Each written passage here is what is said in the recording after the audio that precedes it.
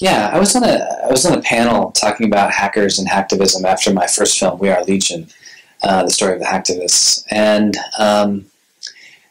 this was in New York about a week after Aaron died, and so I started filming right away. People that knew him, I had already known a lot of people who had known him or were friends with him.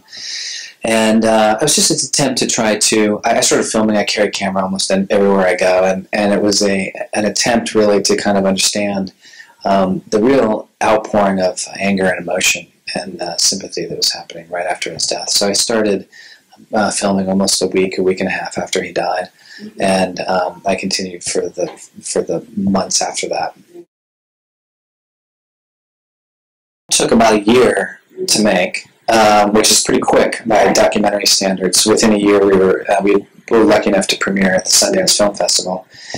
Yeah, a year is pretty fast. So I was interviewing people really soon after they lost somebody that they really loved, and so it was tough. I started talking to people, trying to understand the story, researching it, and then Aaron's family had I would say they had the courage really to kind of talk to me and open up about it.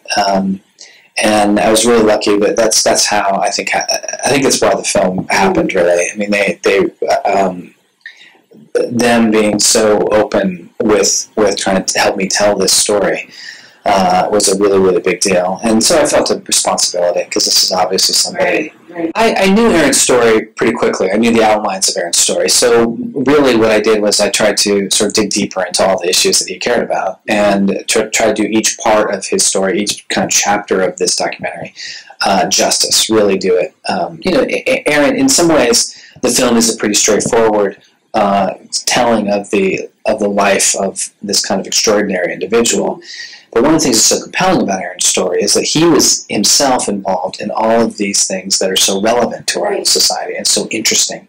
So as a filmmaker, it gives you this opportunity to kind of explore into those areas too, and to some degree to get out of the personal story, or at least while you're telling the personal story, really look at these kind of bigger picture issues that really affect all of our lives. Every film that I make seems to lead me kind of into new territory. I think that's just being curious about things and kind of expanding into new stuff. So this film definitely makes me want to, brings up a whole range of things that I'm interested in. So it's definitely, making this film has changed me. It's definitely made me sort of see different parts of our system in different ways, particularly our criminal justice system. Well, I think it's a really big deal in the United States right now. Our criminal justice system is broken.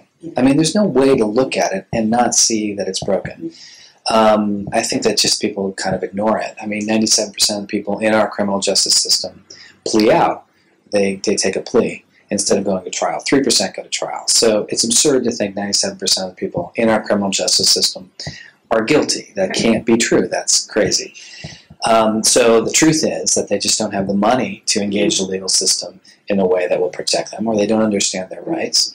And we've given prosecutors so much power to just kind of, and incentive to notch convictions on their belt, that we've led to this massively lopsided system that has put 2.3 million of our own citizens in jail, another 5 million in the control of the criminal justice system, probation and parole.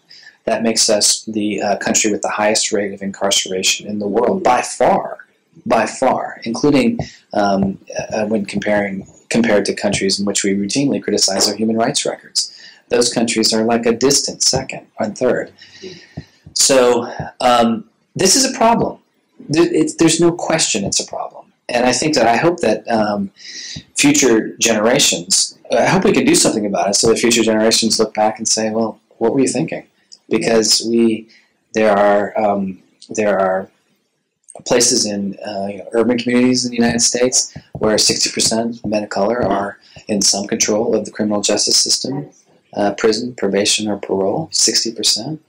There is in some communities what people have called a kind of school-to-jail pipeline. I mean, the idea that we can't do better in this country is absurd. And I think we need to kind of wake up to that Aaron's story touches on that, but I hope it touches on it in a way that broadens the discussion. There were things about Aaron that surprised me. One of the things that surprised me is the number of things he was involved with. It surprised me even a few months into research and everything. We kind of just took a break and said, well, how many things was he into? And the number of kind of businesses that he was involved with, the number of organizations, activist organizations, things that he had contributed to was pretty significant. In fact, in one part of the film, we actually list them, and it just kind of goes by. It's not even meant to be really read. It's just meant to show the kind of quantity. And he was involved in lots of different things. He really put his skills to use in lots of different ways. Yeah, I think he was a significant part of early communities online that were developing standards and inventing things that kind of fed a kind of free culture movement, that fed and defined a kind of notion of how information should flow online.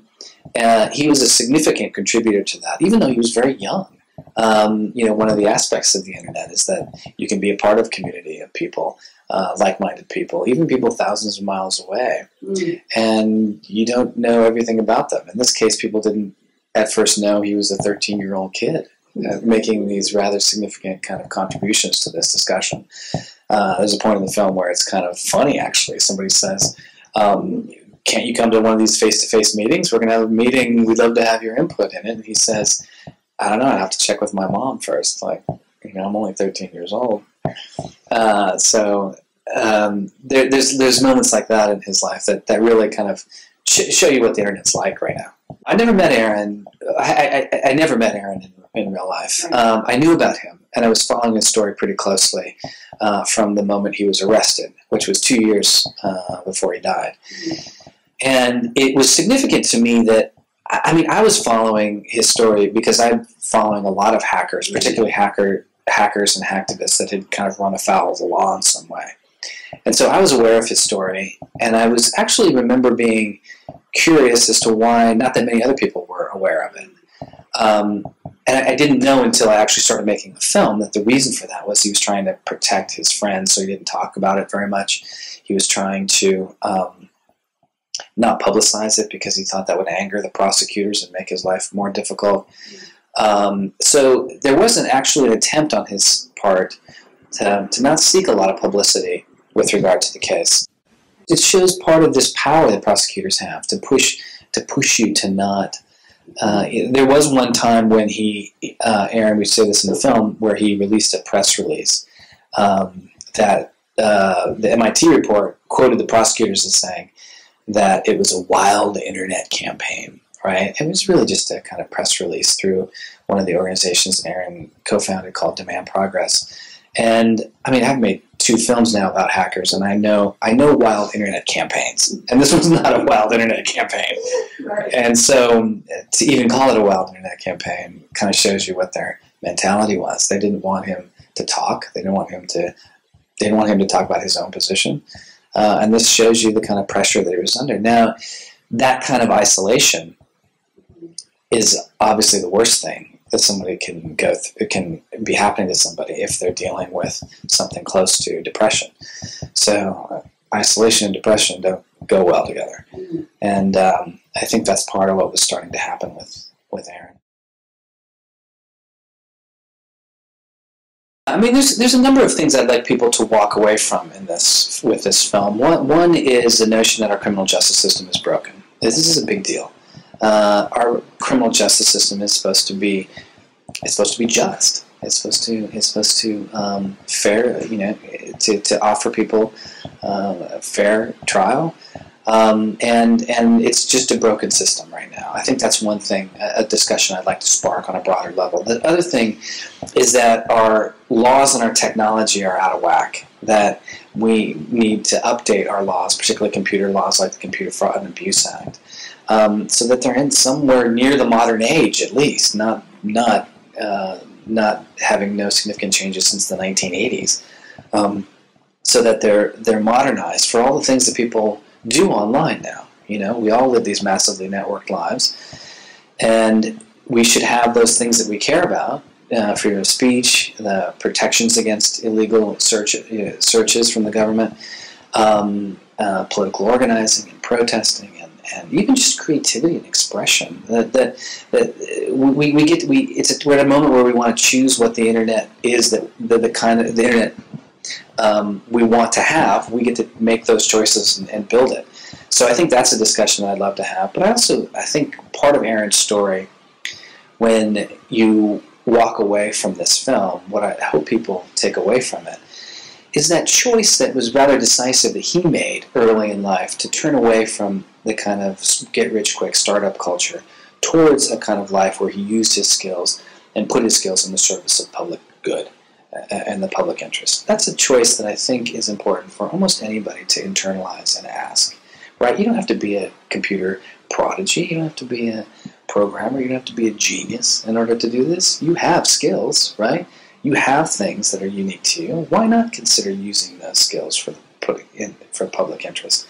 Why not put some of your energy to the public good? At least consider that as a possibility for you in your life. Whatever it is you do, whatever your skills are. I think that's an important thing to think about.